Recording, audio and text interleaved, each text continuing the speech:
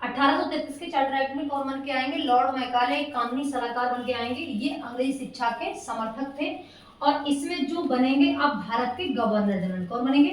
मैंने आपको बताया 1773 में बंगाल का गवर्नर जनरल में बन जाएगा और इस वाले एक्ट के तहत क्या बनेंगे? भारत का गवर्नर जनरल बन जाएगा। क्या बन जाएगा? Governor general. और गवर्नर जनरल के रूप में कौन आएंगे? Lord William Bentinck. Lord William Bentinck. William Bentinck.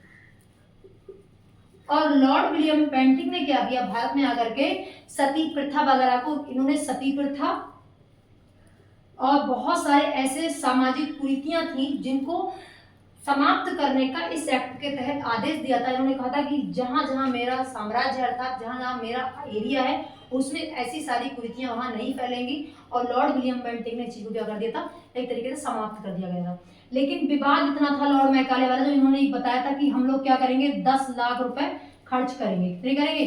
शिक्षा पर 10 लाख रुपए खर्च करेंगे। लेकिन अंग्रेजी शिक्षा कैसी होती बेटा? थोड़ी कॉस्टली थी, महंगी थी। तो इन लोगों ने क्या किया? उन्होंने कहा हम एक निस्यंदन का सिद्धांत लाएंगे। कौन सा लाएंगे?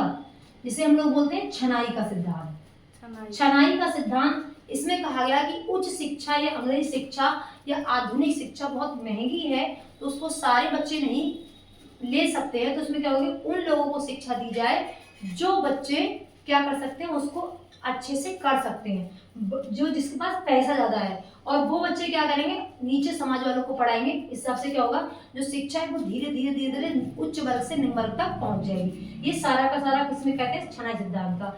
लॉर्ड मैकाले का ये सिद्धांत खूब पॉपुलर हुआ और पॉपुलर होने के बाद भारत में क्या हुआ? आधुनिक शिक्षा को भी जगह मिल गई। और इस तरीके से अंग्रेजी शिक्षा के एक भारतीय समर्थक थे जिसे बोलते हैं राजा राम मोहन राय।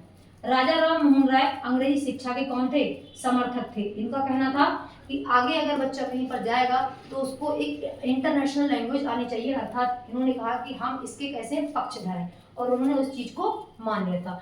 अब हम दो लोग देखेंगे इससे अगली वीडियो में द्वितीय चरण। यहाँ से हमारा लगभग क्या होता है? मेन इसमें पहला चरण समाप्त हो जाता है।